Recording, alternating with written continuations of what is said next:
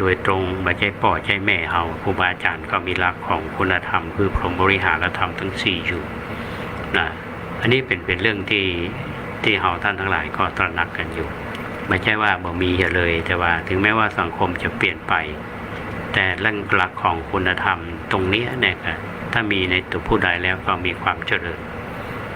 อย่างวันก่อนเนี่ยอาตมาภาพได้มีโอกาสไปร่วมบุญบำเพ็ญกุศลที่วัดศรีโสดางานบำเพ็ญกุศลศพของท่านพระครูสุตกิจจานุคุณหรือเรียกจักกันว่าหลวงพ่อสังเงียมสังเงียมท่านเป็นคนศรีสะเกษอยู่วัดศรีโสดามาเมื่อในอดีตท่านเป็นพระถึงแม้ว่าท่านจะไม่ได้ไปเรียนสูงได้ไปเรียน3ประโยคนักธรรมชั้นเอกนักปรริญญา3ประโยคนี้ถ้าจะมีสมณศักดิ์มันจะขึ้นต้นโดยว่าพระครูสุตะสุตะถ้าสุตะนี่ปรริญญาธรรม3ประโยคท่านบอกว่าอย่างอาตมาเนี่ยปริยัตยาภรณ์เนี่ยปริยัติเนี่ยอย่างน้อยก็ปท4ปริยัตยานุศาสตร์ท่านดร.มหาสวัยก็ปท4ปริยัติเป็นปท4เพื่อนเป็นคนที่มีเป็นครูบาอาจารย์เป็นนักบริหารท่านได้จากมหาไปตอนนี้ศพตั้งบำเพ็ญกุศลที่วัดศรีโสดาตั้งแต่วันที่8เป็นต้นมาจนถึงวันนี้ก็จะไปถึงปุ้นวันที่28จะมีตอนทุ่มครึ่งจะมีสวดพระพิธรรมวิเทศแต่เมื่อวันที่13ที่ผ่านมาธรรมภาพเขาไปร่วมทำบุญในฐานะที่เฮาอยู่ในตำบลสุเทพในฐานะที่ธรรมภาพเป็นเจ้าคณะตำบลเนาะวันแรกที่ท่านมรณภาพวันก่อนนิมนต์ธรรมภาพไปเทศธรรม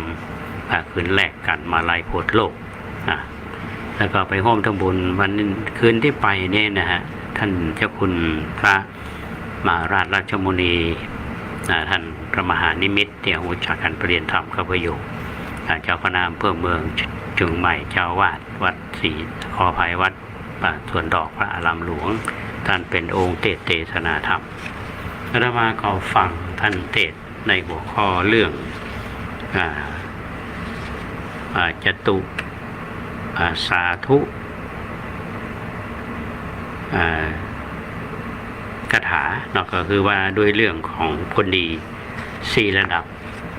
อาตมาก็นั่งฟังเนาะจับประเด็นได้ว่าคนดีนี่มันมีปัจจัยชี้วัดว่าจะได้ว่ามันมีระดับของมันระดับที่1เนี่ยท่านบอกว่าคนเราจะต้องมีความขยันนะมีความขยันเราอ่อนขยันเรียนหนังสือพระเนนขยันเรียนหนังสือขยันทำกิจวัตรคนที่ทำงานก็ขยันรับผิดชอบในหน้าที่การงานนั่นคือความขยันนี่จะนำมาถึงความสำเร็จทุกการอบรมคนที่ประกอบสัมมาอาชีพถ้ามีความขยันเนี่ยก็จะสร้างเนื้อสร้างตัวได้ท่านว่าอย่างนั้นนะอันนี้ทุกคนมีความขยันนะอันนี้เป็นระดับอันที่1คือระดับของคนดีระดับที่2ที่ท่านว่าก็คือว่าเมื่อมีทรัพย์แล้วจะต้องแบ่งปันท่านได้ยกตัวอย่าง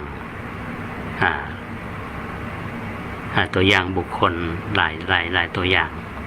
แต่ว่าถ้ามีเงินมีทองแล้วเจือจานอาตมาจำได้ว่าท่านยกตัวอย่างนักกีฬาของประเทศจีนท่านหนึ่งอยู่บ้านนอกเนี่ยนะก็มีโอกาสได้เป็นนักกีฬาแล้วก็มีค่าตั๋วสูงนะก็ได้เงินก็หลายร้อยล้านเงินหลายร้อยล้านนี้ใช้เพียง6 เดือนถ้าถามว่าเอาไปไหนเอาไปพัฒนาบ้านตัวเก่าไป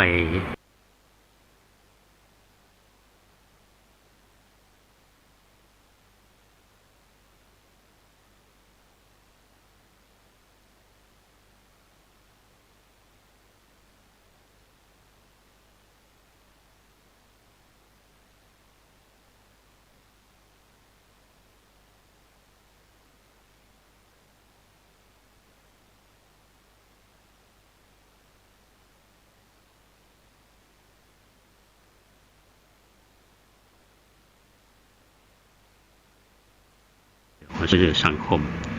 ในระดับที่3ของระดับนี้มีตำแหน่งจะบรรลุในตำแหน่ง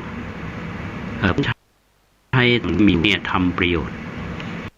นะอย่างคนเราเนี่ยแสวงหาผลหาได้ตำแหน่งแสวงหาผลประโยชน์เข้าตัวเองกลุ่มของกระเทียมว่าหันกระตุกนะว่าใส่ตรงนี้เพื่อที่จะช่วยเหลือสังคมช่วยเหลือคนที่ได้ตกยากเกื้อกูลกันอันนี้เป็นการแถมระดับหนึ่งนะท่านว่าและอันระดับของคนดีอันสุดท้ายเนี่ยนะที่จริงเพื่อนไปบอกไปสาบาลีอาตมาก็ฟังจากภาษาที่อาตมาคิดว่ามันน่าจะสี่นี้ศูนย์เสียอย่าให้เสียศูนย์อาตมาอย่างนั้นนะคือเสียนี่คือหมายความว่าบางครั้งพบกับสิ่งที่สุดเขาจะมักจะเสียใจแต่ท่านก็ว่าควรที่จะมีความตระหนักในเรื่องนี้ก็หมายความว่าต้องมีสติอยู่ทุกเมื่อนะคือเมื่อสูญเสียนะคือสูญแล้วเสียศูนย์นะก็คือมีความอดทนท่านได้กล่าวโดยเนี่ยฟังแล้วอาตมาก็โอ้ยนะท่านเตศอันนี้คือหลักนี้เรียกว่าจตุสาธุกถาที่ท่านเทศนั้นนะครับอาตมาก็นั่งฟังก็ทำให้เราได้ความรู้นะได้สติปัญญาแล้วก็มองว่าคนเราจะต้องตัดในหน้าที่ของทุกเขานะต้องมองถึงคนที่อยู่รอบข้างของสังคมถึงแม้ว่าเราจะมีความพร้อมมีทรัพย์สินเงินทองมากแต่ถ้ารอบๆข้างของเรานี่มีแต่ความเดือดร้อนมีแต่ความวุ่นวายสังคมเขาพออยู่มาได้ถึงแม้ว่าเขาจะมีขนาดไหนเขาก็บ่มีความสุขอันนี้ก็นำมาฝากพี่น้องท่านผู้ฟังว่าท่านเจ้าคุณราชมุนีท่านฝากเอาไว้นะจริงๆมีข้อความนักกว่านี้นะก็ผู้ไปตะกี้คือว่าอยากให้ท่านทั้งหลายได้หันว่ากิจกรรมใดๆของศาสนามันจะไปเกี่ยวข้องกับว่ามันต้องประกอบไปด้วยสิ่งที่ทำเพื่อความรู้นะมันต้องประกอบไปด้วยสิ่งที่ทำเพื่อความรู้นะปลุกก็สร้างกำลังใจสักนะทุกวันนี้เราต้องให้กำลังใจซึ่งกันและกันและคนที่ประสบปัญหานั้นเราหลุดนะแล้วก็ความสำคัญกับสิ่งที่อยู่รอบตัวเราก็สำคัญนั้นควรเราอย่าเห็นแก่ตัวนะอย่าเห็นแก่ตัวท่านฝากสาระของพระธรรมเทศนาที่ฟังในคืนนั้นคือท่านทั้งหลายได้ฟังจากที่จบแล้วนี้เปิ้นก็มีสวดพระอภิธรรมที่มาประทับใจก็คือว่าเวลางานศพเนี่ยเขาคือจะหาว่าคนที่ได้ล้มหายตายจากไปอย่างท่านพระครูสุตะกิจจานุกูลเนี่ยท่านเป็นคนศรีสะเกษมาอยู่เชียงใหม่เมื่อ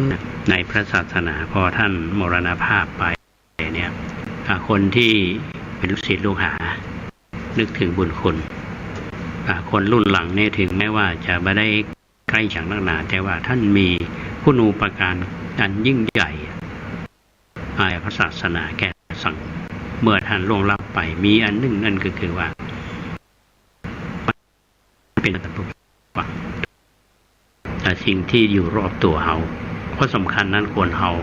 อย่าเห็นแก่ตัวนะอย่าเห็นแก่ตัวท่านฝากสาระของพระธรรมเทศนาที่ฟังในคืนนั้นคือท่านทั้งหลายได้ฟังกันหลังจากที่จบแล้วนี้เปิ้นก็มีสวดพระอภิธรรมที่อาตมาประทับใจก็คือว่าเวลาไปงานศพเนี่ยเอาจะหันหนึ่งนั่นก็คือจะหันว่าคนที่ได้ล้มหายตายจากไปอย่างท่านพระครูสุตะกิจจานุกูลเนี่ยท่านเป็นคนศรีสะเกษมาอยู่เชียงใหม่เมื่อน่ะอยู่ในพระศาสนาพอท่านมรณภาพไปเนี่ย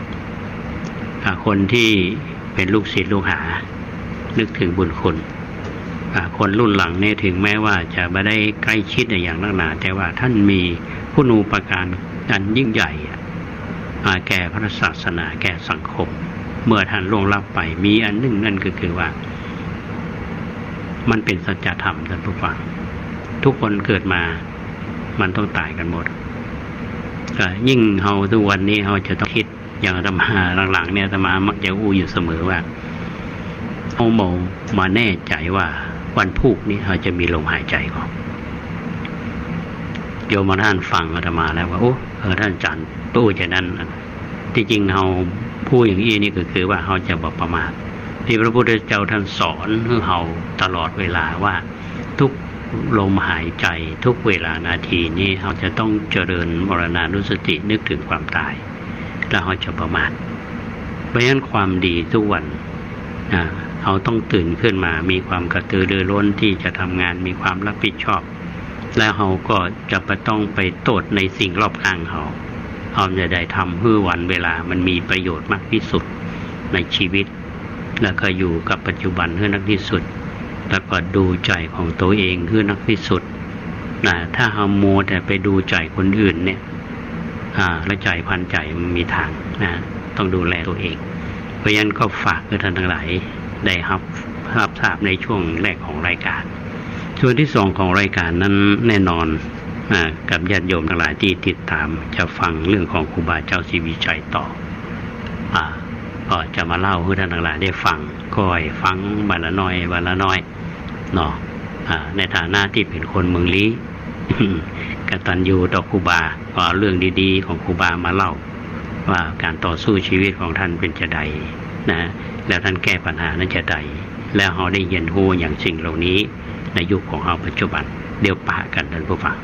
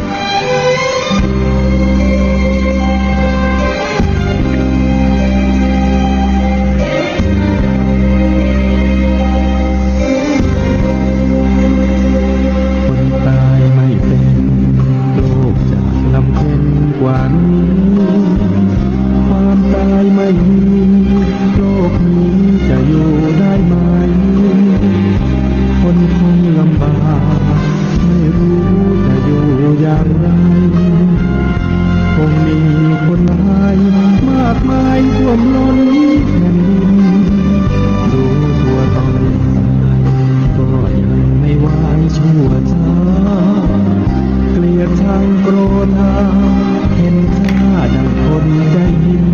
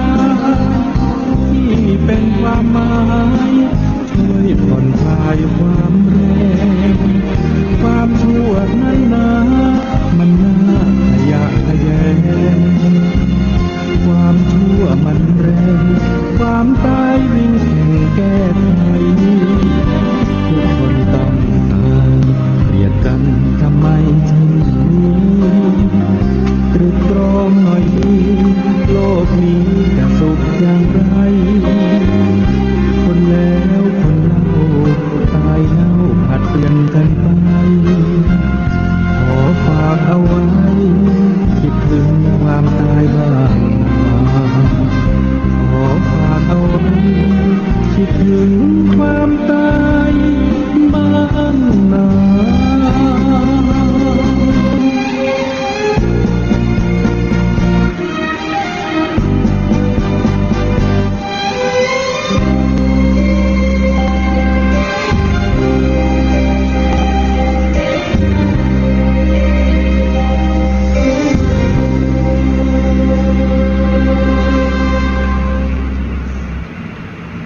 คิดถึงความตายบ้างนะก็ตรงกับเนื้อหาที่เรามาทิ้งท้ายในตอนช่วงแรกของรายการว่าคนเฮานั้นก็ต้องมองว่าชีวิตเฮาที่เหลืออยู่นี้แถมเท่าไหร่เนาะพระพุทธเจ้าท่านให้เจริญมรณานุสติคือคิดถึงเพื่อเราจะได้บริหารเวลาที่เหลืออยู่เนี่ยให้มันมีค่าจะได้มีโยมหลายท่านที่มาทำบุญและสนทนากันจากการที่เราได้ทำบุญแล้วก็ได้สนทนากันคือถ้าว่าอู้กับเรื่องอื่นนี่เขาจ้องว่าทีละฉันนักถาที่บัณฑิตเป็นมาอู้กันนะทีละฉันนักถาคืออู้ด้วยเรื่องของสัตว์ดิรัจฉานนะถ้าจะว่าไปตามภาษาทั่วไปแต่ถ้าว่าเอาสนทนาธรรมกันเนี่ยเขาเรียกว่าธรรมมัจฉากัจฉาแล้วอู้แล้วทำให้เราได้ความรู้อู้แล้วทำให้เรามีสติ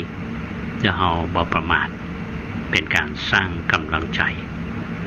ซึ่งกันและกันและทำให้รู้ถึงคุณค่าของเวลาที่เหลืออยู่เพราะฉะนั้นคนที่เพิ่นได้กล่าวว่าเวลาเป็นเงินเป็นทองอาตมาเป็นละอ่อนได้ยินเขาก็เฉยนะมันเป็นเงินเป็นทองได้จะได้เวลาพอปัจจุบันนี้อย่างความรู้สึกก็เหมือนกับหลายท่านจะมีความรู้สึกว่ามันก็หาแจ้งเลยอ่ะโอ้อย่างพวกฝ่ายละเนี่ยอย่างมาทั่วเถอะอย่างมาบ่ายละเพราะยังมาเป็นมาค่ำเมื่อคืนเลยยังมาดึกละเนี่ยคือเวลามันผ่านไปเว้ยแต่ถ้าเป็นละอ่อนท่านผู้ฟัง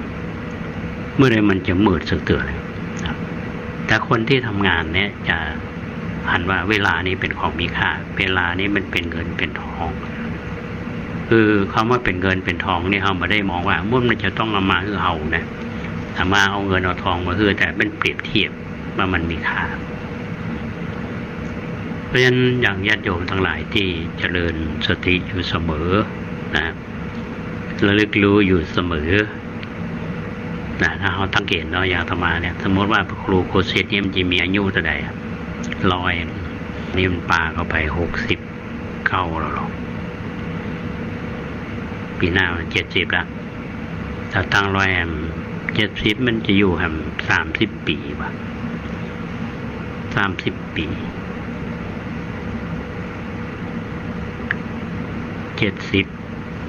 เป็น100มาถึงเนาะเมื่อหลายๆคนเนี่ยท่านผู้ฟังอายุยืนเพราะมีสุขภาพดีมีวิธีคิดดีบ่เครียดแต่บางคนนี้อายุบันักแต่หน้าแก่เพราะเครียดเพราะทำงานรับผิดชอบนักแบกภาระนักอาตมายังนึกถึงคำว่าภาระเนี่ยนะแบกภาระแปลว่าแบกเนาะแบกคือหน้าที่แบกคือมันหนักยิ่งแบกก็ยิ่งหนักเนี่ยคนรับผิดชอบงานเนี่ยถ้ามาดูในชีวิตจริงเขาท่านผู้ฟังอย่างเป็นละอ่อนอยู่เขาก็ต้องเรียนหนังสือเรียนหนังสือเก่งๆเนอะต้องเกรดดีๆเนอะเนาะได้เกรดดีนะก็จะได้งานดีจะได้เงินนักนะทำงานดีๆจะได้เงินนักพอมองเนี่ยนะอยู่ในหน้าที่การงานจะได้คือมองถึงประโยชน์ที่จะได้เป็นของตัวเองพอทำงานไปความก้าวหน้าพอถึงจุดหนึ่งก็เกษียณอายุก็ปิกมาอยู่กับบ้านอยู่กับลูกกับหลาน บางคนยังคิดหลงตัวเองอยู่อย่างเขาเล่าให้ฟังว่าคนที่เป็นใหญ่เป็นโตเนี่ยปกติมันจะต้องสั่งหรือทำนั่นสั่งหรือทำนี่หรอกแต่ปัจจุบันไปสั่งเมียเราจะกินแต่อย่างต้องนำมาเสนอก่อนอยากกินข้าวว่าต้องมีเมนูมาเสนอก่อนอนุมัติให้ ทำเหมือนอยู่ในราชการอันนี้เขาเล่ากันแท้จริงไดโมนะก็ยังคิดว่าตัวเองยังอยู่ในตรงนั้นอยู่ไงก็ยังหลงอยู่หลงการยืนอยู่ในตำแหน่งอยู่แต่บางคนเกษียณอายุแล้วนี่ก็ใช้เวลาที่เหลืออยู่นี้ศึกษาธรรมปฏิบัติธรรมสบายใจชีวิตที่เหลืออยู่เวลาที่เหลืออยู่นี้ด้วยการปฏิบัติธรรมทำบำเพ็ญประโยชน์เหมือนกับหลายท่านเกษียณอายุแล้วมาเนี่ยมีอายุเขาก็ทำประโยชน์กับสังคมเนี่ยแต่ที่สำคัญที่สุดนั่นคือบั้นปลายชีวิตในการประพฤติปฏิบัติธรรมนี่สำคัญที่สุดแต่ว่าคนเกษียณอายุมาทำธุรกิจเนี่ยเครียดคนที่มีโชคดีก็คือการปฏิบัติธรรมเป็นบั้นปลายแห่งชีวิตอันนี้เป็นเรื่องที่เอาบอกประมาทอาตมาว่านะอาตมาก็พยายามถึงวันนี้นะฮะอย่างอุบายวันก่อนที่มีท่านหนึ่งที่มาหาอาตมาท่านก็มาจากกันเนี่ยเพื่อนก็บอกว่าเมื่อก่อนนี่เป็นคนขี้หัวขี้โขดขี้เกียจขี้งอนอะไรเงี้ยนะแต่เดี๋ยวนี้ทำใจได้ละอาตมาก็เลยบอกว่าอาตมาก็พยายามนะบางทีเอาหันแก่ตัวก็ได้ต้องเข้าใจแต่พระพุทธเจ้าท่านตรัสไว้โกทังคัตตบาสุขังเสติฆ่าความโกรธเสียได้แล้วก็เป็นสุขคือเขานึกถึงคำสอนของพระพุทธเจ้าเราสบายใจท่านผู้ฟังวันนี้อาจารย์จุฑารัตน์สมบัติอาจารย์นิชนาถทุนคำมาทำบุญสองท่านนี้มาเนี่ยเป็นธรรมัจจากัจฉาอาตมาก็ได้ความรู้เปิ่นถ้ามีประสบการณ์นักนะในการทำงานแล้วเขาก็รีบแลกเปลี่ยนกันที่เขาวิเคราะห์กันในชีวิตของจริงๆแล้วคนเรามาถึงณเวลานี้อย่างคือสาระแห่งชีวิตอาตมาแปลคำบาลีในเรื่องของสัญชัยอยู่ช่วงหนึ่งที่ว่าเห็นสิ่งที่เป็นสาระว่าเป็นสาระเห็นสิ่งที่ว่าไม่เป็นสาระว่าเป็นสาระว่าเป็นสาระอ่านว่าเป็นสาระเป็นสาระก็มันเป็นสาระอย่างเงี้ยที่มันประสบการณ์แห่งชีวิตนี่มันสอนจนถึงเวลาเนี่ยมันทำให้เราได้คิดเอาเวลาเปลี่ยนจิตใจคนก็เปลี่ยนความคิดเปลี่ยนในทางที่เป็นเชิงบวก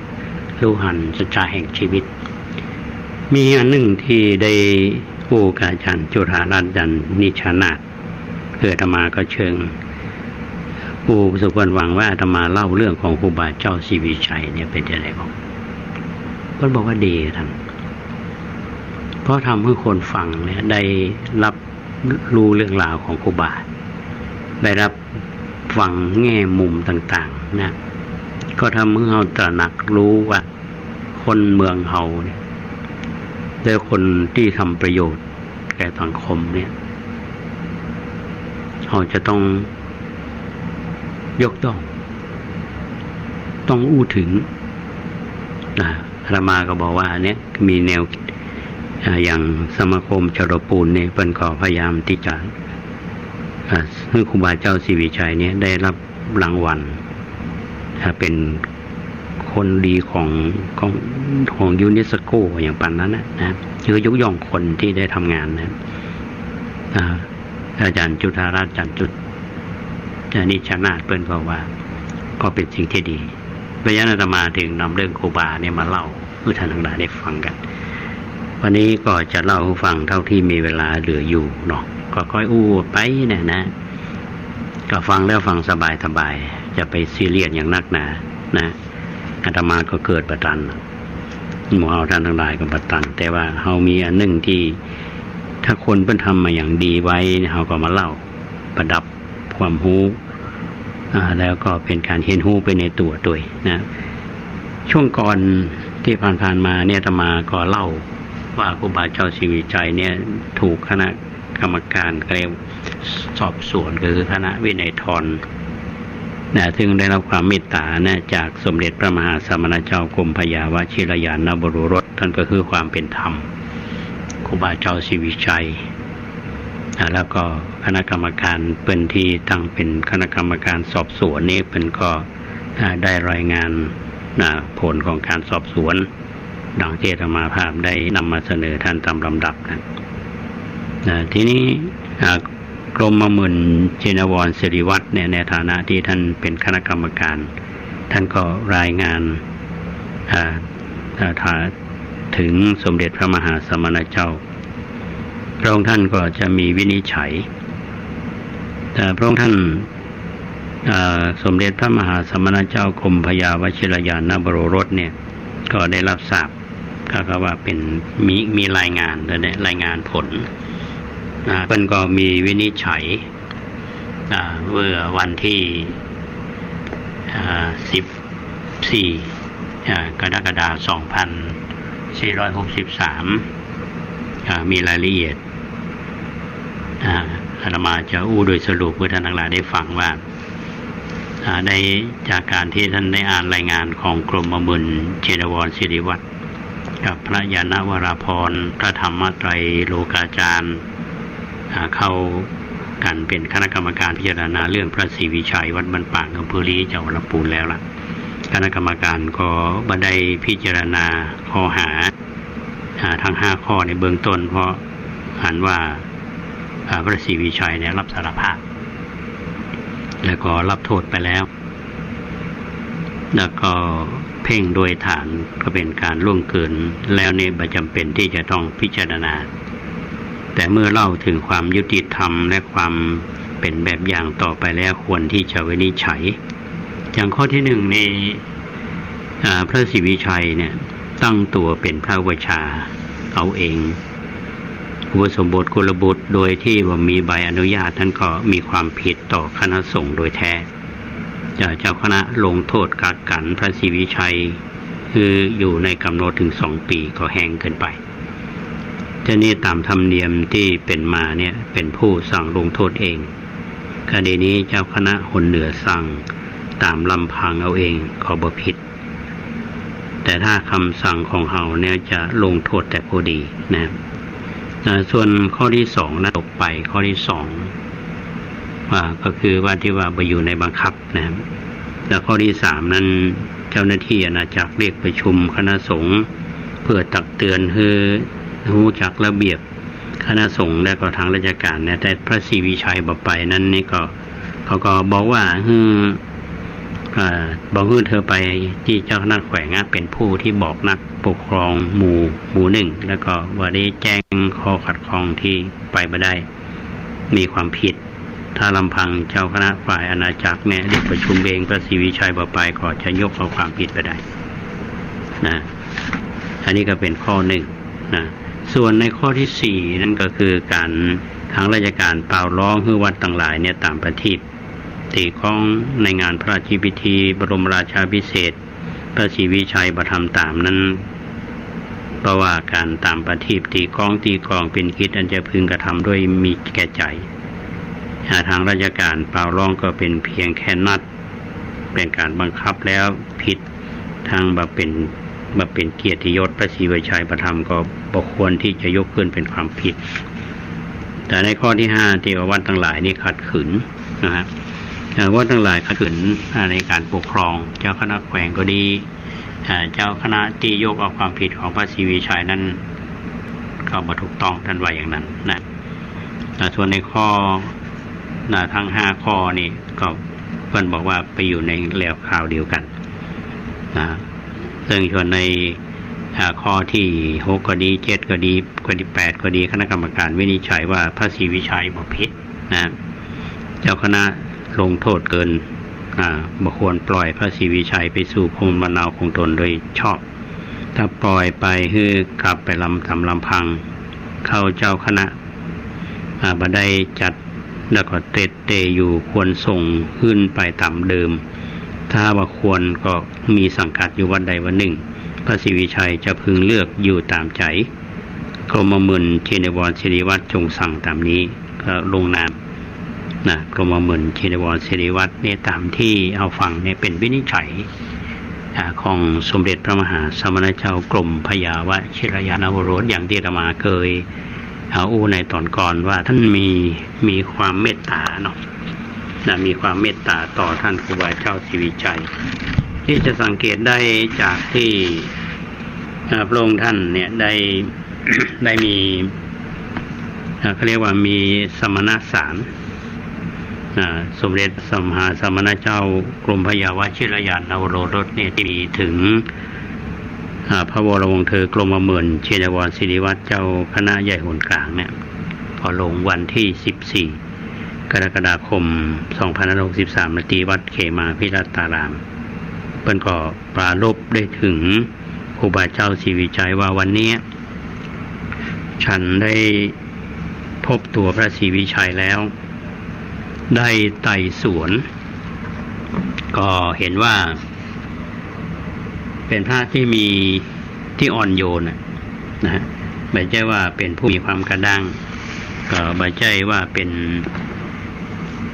เจ้าเล่ห์เจ้ากลแต่บอกค่อยหู้ธรรมวินัย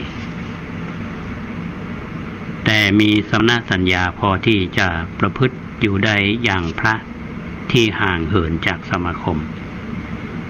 การตั้งตัวเป็นพระอุปัชฌายะเองนั้นด้วยบ่ฮู้ความหมายบ่ฮู้ประกาศธรรมเนียมคืออุปัชฌายะของเธอชื่อว่าสุมาณะก็คือครูบาสุมาณะบ้านหงหลวงท่านผู้ฟังเมื่อที่จะถึงมรณภาพเนี่ยก็ได้ตั้งเธอให้ปกครองวัดและบริษัทแทนจนเธอตั้งดันมาว่าเป็นอุปัชฌายะเพราะการที่บ่ฮู้จักแบบแผนถูกเอามาต่อตัวมาลงโทษกักไว้เกือบบ่ฮู้ว่าเพราะความผิดอะไรอย่างพระอย่างนี้ต้องอธิบายให้รู้จักผิดชอบชั่วดีแทนที่จะลงโทษนั่นเป็นพระราชวินิจฉัยของพระองค์ท่านมองว่าครูบาเจ้าศรีวิชัยเนี่ยได้รับมอบหมายจากท่านครูบาสุมาณะแต่ท่านก็บวชไปนะครับทีนี้สำหรับเรื่องที่เจ้าคณะจังหวัดลำพูนปรารถนาจะให้ครูบาเจ้าศรีวิชัยอยู่ศึกษาที่กรุงเทพเนี่ยคือได้ความหูปิกมาสมเด็จพระมหาสมณเจ้ากรมพยาวชิรยานนวโรรสเนี่ยท่านทรงวินิจฉัยว่าครูบาเจ้าศรีวิชัยเนี่ยอายุย่างเข้า43ปีแล้ว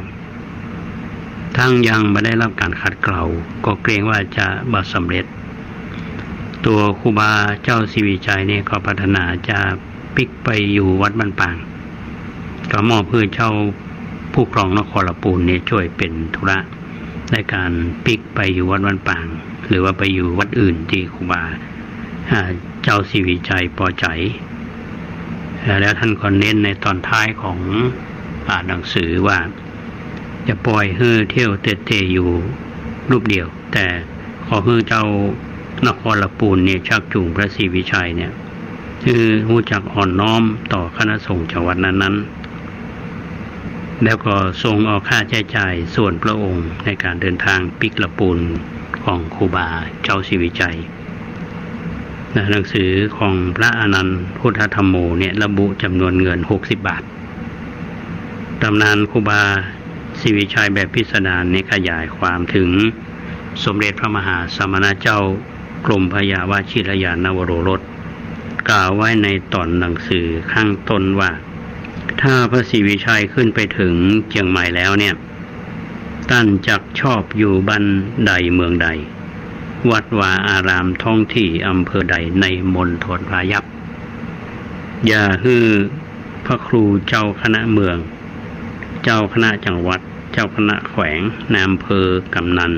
ในตำบลนั้นได้ขัดขวางเป็นอันขาดตามแต่ท่านจักชอบอยู่ความสวัสดีอันนั้นเป็นตอนท้ายในท่านผู้เท่าฟังแล้วนี่อาจจะวิเคราะห์ได้นะครูบาก็ไม่ใช่ว่าเป็นคนที่ดื้อรั้นนะครับก็ท่านก็มีค ความอ่อนน้อมถ่อมตนมีสัมมาคารวะอยู่นะแล้วก็มีเรื่องที่ถูกกล่าวหาแถมหลายๆเรื่องท่านผู้ฟังนะที่อาตมาก็ค่อยนำมาเล่าท่านทั้งหลายได้ฟังกันเพราะฉะนั้นวันนี้เราได้มาฟังพระราชวินิจฉัยของสมเด็จพระมหาสมณเจ้าที่มีมุมมองต่อท่านครูบาเจ้าศรีวิจัยในการจะให้ความเป็นธรรมในการที่จะให้ไปทำงานเพื่อพระพุทธศาสนาจะได้นะก็มีเรื่องที่คนได้กล่าวหาท่านหลายเรื่องเนาะบอกว่าจะเป็นเรื่องอิทธิปาฏิหาริย์ก็ดีหรือว่าฝนตกบ่เปี้ยก็ดีหรือว่าเดินตัวลอยเหนือแผ่นดินก็มีอันนี้ข้อที่จริงจะเป็นจะไดเรามาฟังมุมมองในวันต่อไปนะว่ามันจะเป็นจะไดนะฮะวันช่วงเวลาที่เหลืออยู่เนี่ยท่านผู้ฟังธรรมาก็จะมีข่าวเนาะก็คือท่านทั้งหลายได้รับฟังกันเท่าที่มีเวลาเหลืออยู่นะครับอย่าง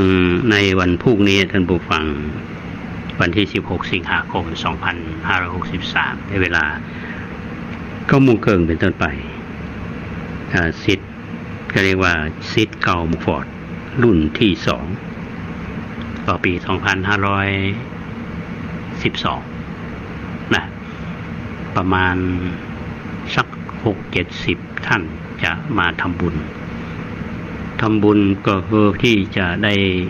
ทำบุญอุทิศส่วนกุศลคือเพื่อนร่วมรุ่นที่ได้ล่วงลับไปอาตมาทราบจากตัวเลขว่ามีเพิ่มขึ้นทุกปีนี้66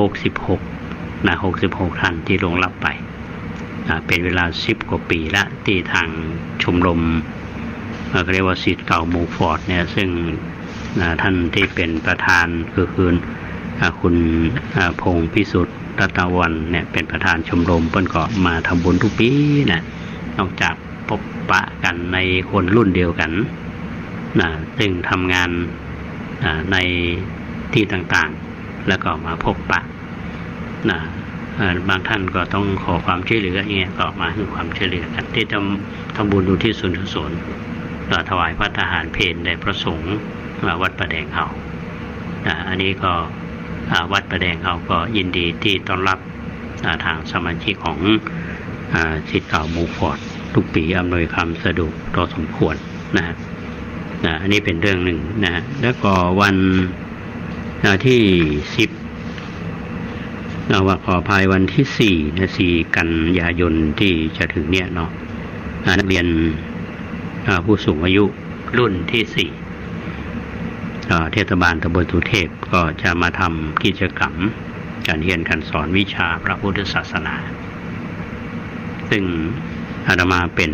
ประธานหลักสูตรอยู่นะครับโดยนโยบายของทางเทศบาลโดยเฉพาะท่านธัญศักดิ์แสงสีฉันท์ท่านนายกเทศบาลเนี่ยเป็นต้องการคือผู้สูงอายุเฮาเนี่ยได้เข้าไปศึกษาไปเรียนรู้ไปฟังเรื่องราวของวัดต่างๆในตำบลสุเทพเฮาเนี่ยนะว่ามีประวัติความมาเป็นจะได้กิจกรรมของวัดเป็นจะได้แล้วก็จะบูรณาการกิจกรรมเนี่ยในเชิงของการเรียนรู้ร่วมกันจะได้นะแล้วก็พอมีโอกาสเพราะฉะนั้นทุกปีเนี่ยจะมีโอกาสได้ต้อนรับนักเรียนผู้สูงอายุ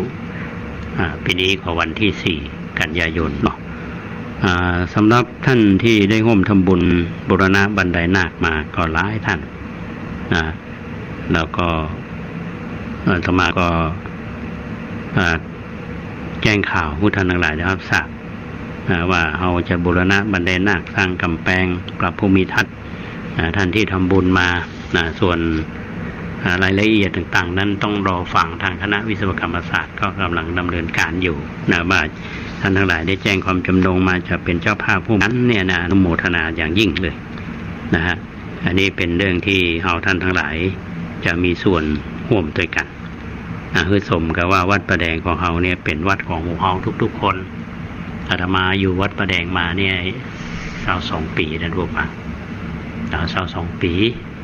วัดเป็นของเฮาทุกคนเจ้าวาดเนี่ยเป็นผู้ดูแลเนาะ